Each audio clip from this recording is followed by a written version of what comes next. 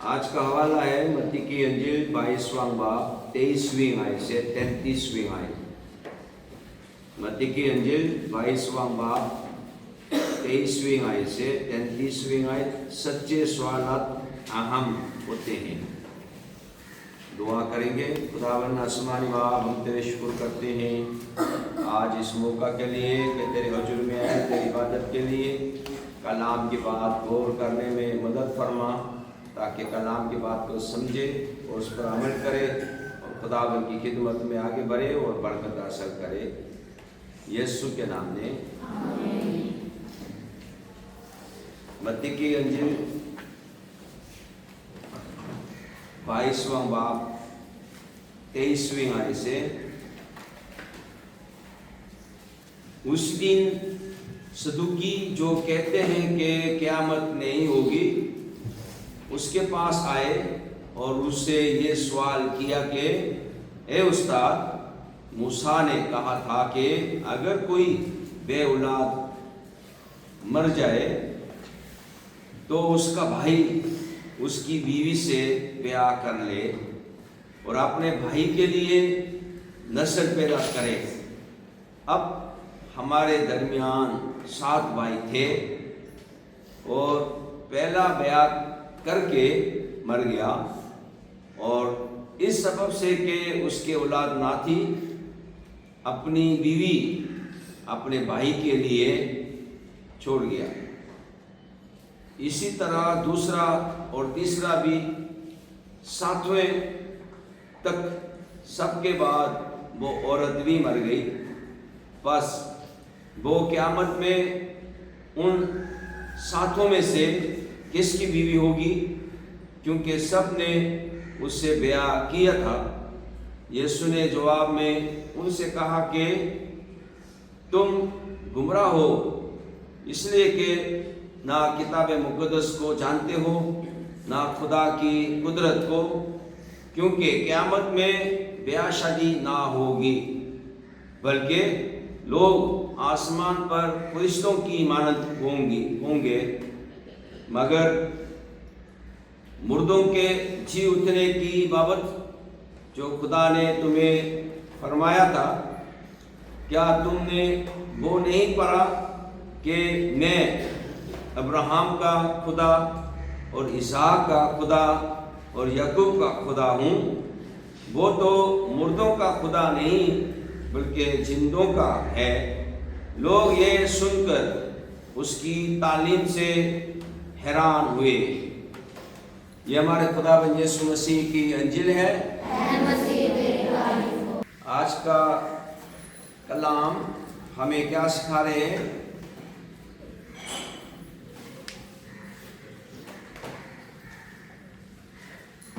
कहाँ क्या होगा? तुम गुमराह हो इसलिए कि ना किताब मुक़द्दस को जानते हो ना खुदा की कुदरत को, क्योंकि क़यामत में ब्याह शादी ना होगी। क़यामत में ब्याह शादी ना होगी।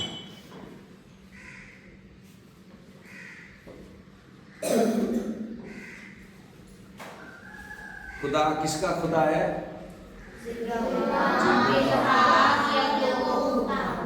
हाँ, वो समझा के खुदा ने फरमाया मुर्दों का खुदा नहीं बल्कि जिंदों का है। इसका क्या मतलब होगा?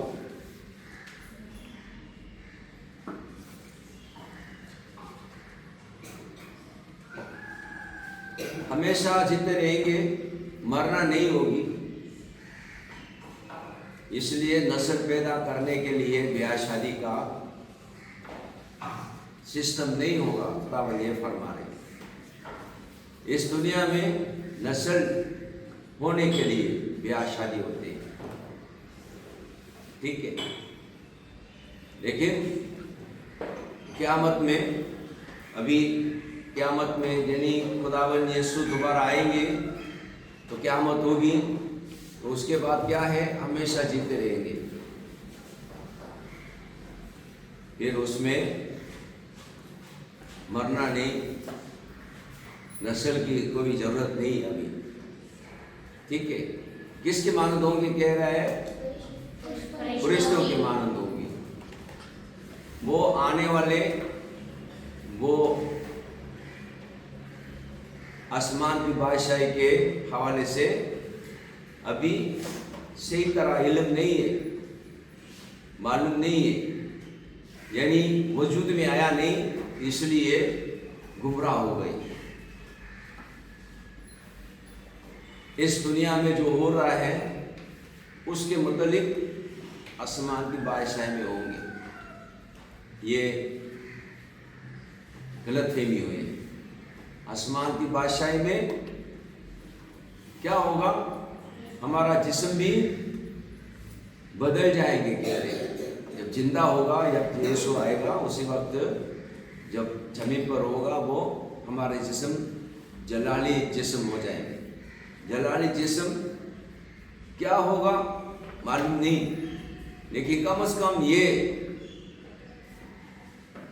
देखें कि खुदावन यीशु जब जी उठा उसी वक्त यहूदियों के दर से शागिर्द क्या कर रहे थे, दरवाजा बंद किए हुए थे और यीशु बीच में आ खड़ा हुआ। दरवाजा खुला नहीं, बंद है, वो आया हुआ है, दरवाजा के बगैर आया हुआ। वो जलाली जिस्म यही इस तरह। और खुदावन ये भी बता रहे हैं कि तोमा ने कहा जब तक मैं उसके हाथ में मेघों की सुराख को नहीं देख लूं नहीं माना। यानी जब यीशु जी उठा था और शागिर्दों के पास आया उसी वक्त तोमा नहीं था, तो बाकी शागिर्दों ने तोमा को बताया यीशु जी उठा है और हमारे साथ मुलाकात भी हुई। तो तोमा क्या कह रहा है, नहीं मानूंगा। तो खुदाबंद क्या कहता है, ला अपने हाथ को ले आ, ए मेरे खुदाबंद, ए मेरे खुदा। वो इकरार किया। क्या होगा अभी वजह नहीं है, लेकिन इतना थोड़ा सा यीशु जी उतरने के बाद जो अपने शागिर्दों के साथ मुलाकात हुए उसमें कुछ देख सकता है कि अजीब है ना, सारा दरवाजा बंद है। दरवाजा बंद है तो क्या करेगा, हमारा घंटी बजाते रहेगा दरवाजा खोल।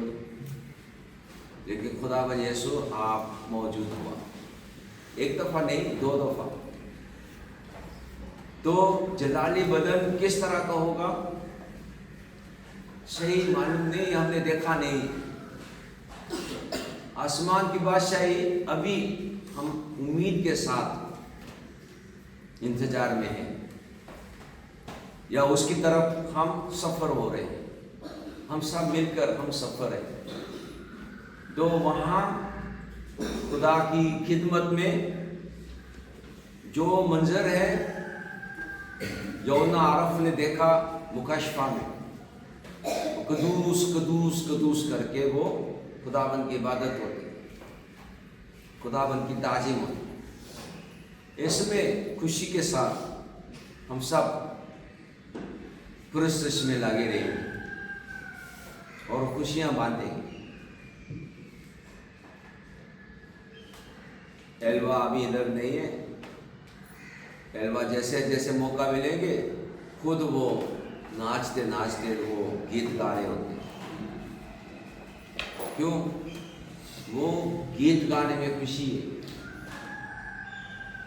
इस तरह खुदावंद की इबादत में लगे रहेंगे। मुकाशफा में वो बुजुर्गों की खिदमत हमें यौन आरोप के जरिए से देख सकते हैं। तो आज के हवाले से सीखने की बात है कि कलाम मुक़द्दस पर गौर करें, गुमराह ना हो। लोग कलाम मुक़द्दस को लेकर आके गुमराह करते हैं। विदत वाला बाइबल लेकर आते हैं, लेकिन बाइबल को समझने में اس کو غلط فہمی ہو جاتا ہے، جیسے صدوقی غلط فہمی ہوئی، اپنے ذہن میں سمجھ نہیں آیا قیامت میں کس کی بیوی ہوگی۔ خدا بند نے فرمایا بھائی بیاہ شادی نہیں ہوگی، اور خدا کو نہیں جانتے، کتاب مقدس کو نہیں جانتے۔ دعا ہے کہ ہم سب خدا کو جاننے والے، کتاب مقدس کو بخوبی جاننے والے بنے۔ تو اس لیے کیا کرتا ہے، ہر روز صبح شام عبادت کے ذریعے سے خدا کا کلام سیکھنے کے لیے ہم کوشش کرتے ہیں۔ حقیقی زندگی کی کتاب میں سے ہم نے غور کریں، سچے سوالات اہم ہوتے ہیں، سچی کی تلاش کرنا۔ صدوقیوں نے خداوند یسوع کا سامنا ایک فریضی کہانی کے ذریعے کیا، جس کا مقصد قیامت کے عقیدے کو مشکوک ثابت کرنا تھا۔ ایک ایسا تصور جسے وہ خود تختی سے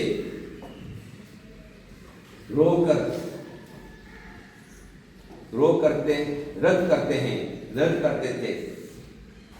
انہوں نے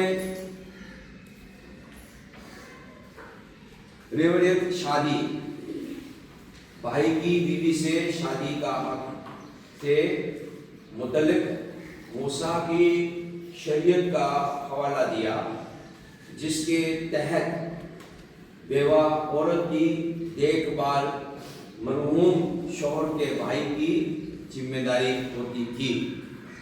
مگر شریعت کے اس ہمدردانہ مقصد کو اہمیت دینے کی بجائے انہوں نے قیامت کے تصور کا مذاق اڑانے کے لیے استعمال کیا۔ ان کا سوال ایمانداری پر مبنی نہیں تھا، بلکہ خداوند یسوع کو پھنسانے اور اپنے ایمانی کے جواز کے لیے تیار کیا گیا تھا۔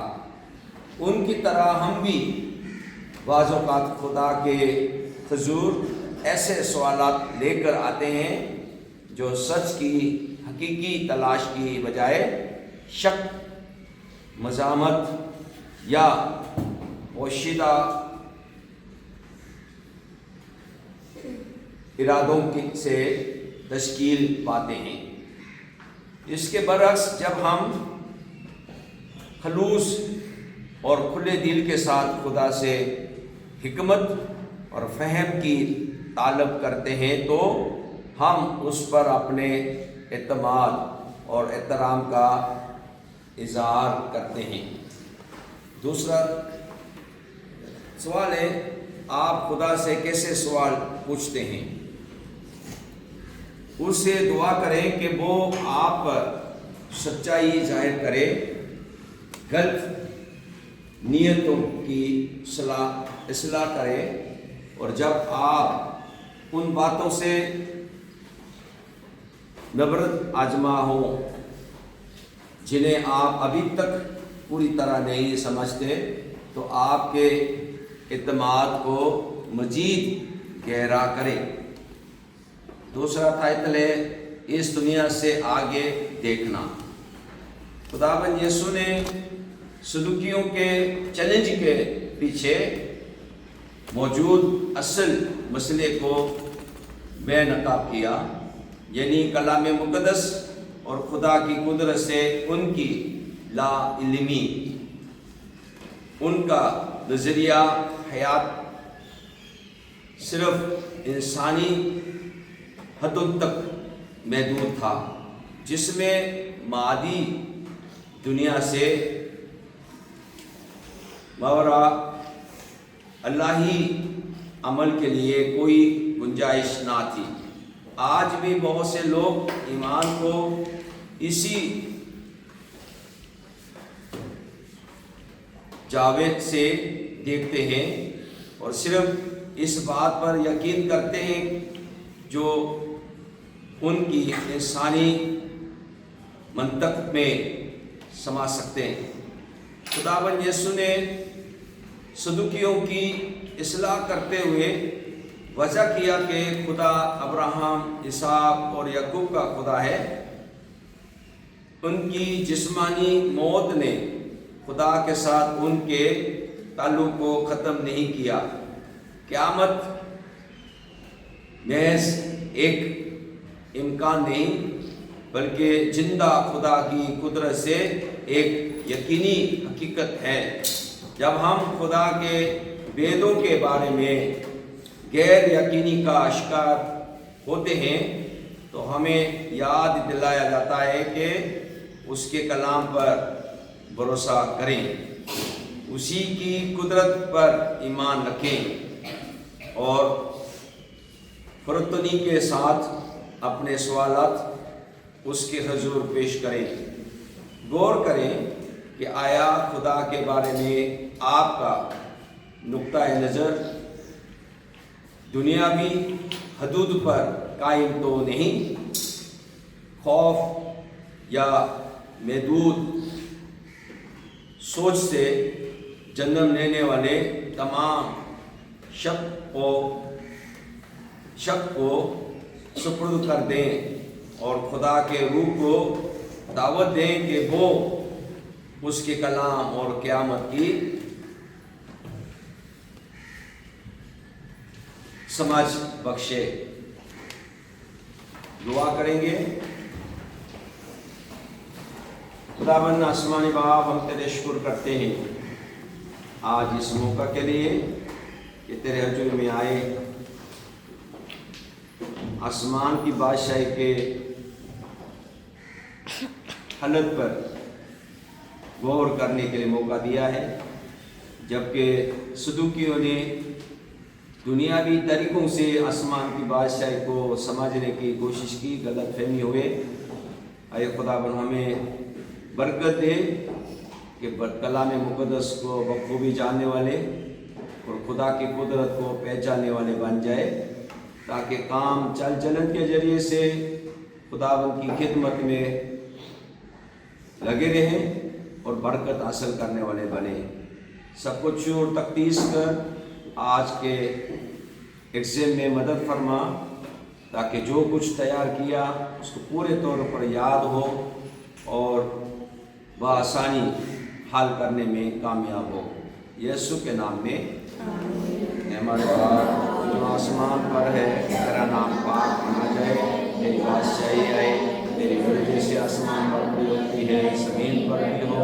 हमारे रोज़ आज हमें देकर हमारे कसूरों को माफ़ कर कि हम भी अपने कसूरवार को माफ़ करते हैं।